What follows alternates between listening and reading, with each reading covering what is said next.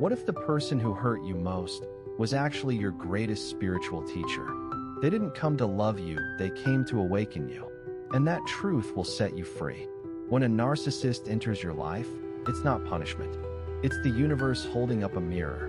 When the wrong person enters your life, the right lesson begins. Zen does not shout truths, it whispers them in stillness. It teaches not through explanation, but through experience. The greatest spiritual teachers don't always appear in robes or temples. Sometimes, they come dressed in charisma and false promises, with a heart built on illusion and control. You may find yourself asking, why was I placed in the life of such a person? Or worse, why did they walk into mine? These questions aren't born from logic, they rise from the fire of suffering. But as the Buddha once said, where suffering exists, so too can liberation. Let this message be your light in the storm, your anchor in the silence, and your answer to a truth your soul already knew but had forgotten. The narcissist was never your punishment. They were your portal. The beginning of your bond with a narcissist may have felt hauntingly familiar, not because it was love, but because your inner void recognized the illusion of being filled. Buddhism teaches interdependence. Nothing happens without cause. The narcissist's arrival in your life wasn't random cruelty, it was karma's mirror reflecting the wounds you still carried. They didn't come to destroy you. They came to reveal the ways you had abandoned yourself, to awaken you from the lie that your worth was measured by how much you could tolerate or give. They showed up like fire, not to reduce you to ash, but to burn away what no longer belonged. Illusions of earning love, begging for validation, and sacrificing self for approval. Karma is not punishment. It's the path to clarity. In Buddhism, karma is not a system of reward and punishment. It is a natural unfolding, the law of cause and effect. You did not attract a narcissist because you were flawed. You attracted them because your soul was ready to see the unconscious patterns you had lived in for too long. The relationship emerged because deep within, seeds of unworthiness remained unhealed. The narcissist mirrored your pain, not your potential. They forced you to face the truth. Your silence was mistaken for consent. Your compassion was seen as weakness. Your empathy was exploited for control. But you were never meant to fix them. You were placed in their life to finally break your own illusion that love requires suffering, and that peace must be earned.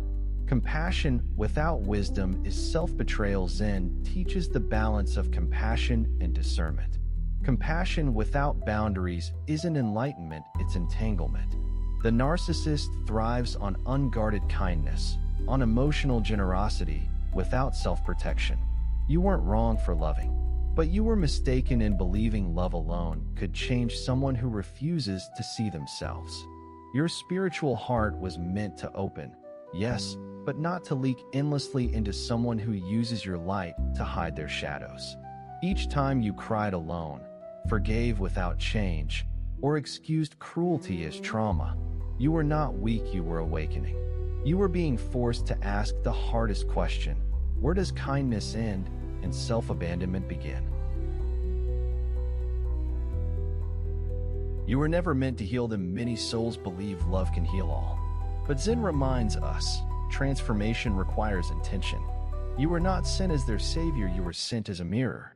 But they broke the mirror, not because you were flawed, but because they couldn't stand their reflection. They wanted praise, not partnership. They wanted control, not connection. And when your presence began to illuminate what they refused to confront, they retaliated. This is not your failure. This is your evidence. You were light too bright for someone who lived in shadow. The narcissist was the final test before liberation, before transformation. The last illusion must fall. That illusion? The belief that your worth depends on being chosen. The narcissist didn't bind you. You handed them the key, because fear convinced you that being alone was worse than being hurt. But through the chaos, you learned they were not your storm. They were the echo of your wound. You weren't there to fix them. You were there to find yourself. Silence was the beginning of your freedom. You didn't leave when you were done. You left when the illusion broke, when the fantasy could no longer survive the facts. You stopped trying to explain yourself to someone committed to misunderstanding you. Your silence wasn't weakness. It was your sword. You stopped bleeding for someone who never intended to heal you. And in that moment when you walked away without screaming, you stepped into your power. After the narcissist comes awakening. Your healing didn't begin with therapy or books. It began when you stopped asking what they thought and started listening to your soul. You rebuilt boundaries that once felt like betrayal. You reclaimed intuition. You realized love doesn't hurt, control does. And slowly, with each quiet step, you awakened. Not into anger, but into truth. You saw yourself maybe for the first time clearly. You were never broken, just buried. You stayed, not because you were weak, but because you were deep. You believed love could transform.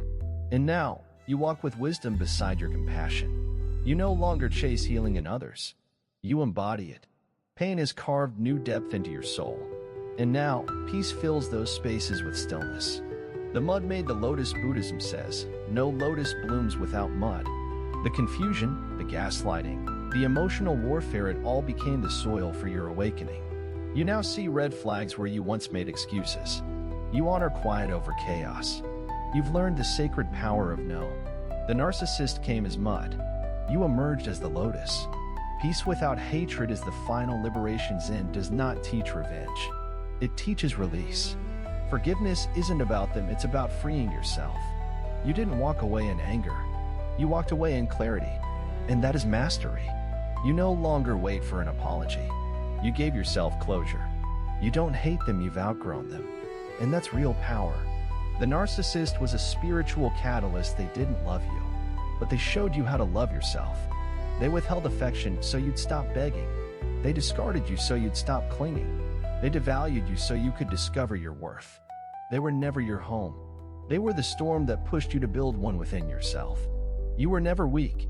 You were chosen to awaken. You asked, why didn't I see it sooner? Because the awakening hadn't ripened yet. You loved deeply, not blindly. You gave hope, not stupidity. And now, you know better because you lived through it. You didn't just survive. You transformed. And that is the secret blessing of the wound. It opens the gate to your own power. Final truth, you weren't sent to save them. You were sent to save yourself. The narcissist was not your punishment. They were your fire. And you were always the gold beneath the ash.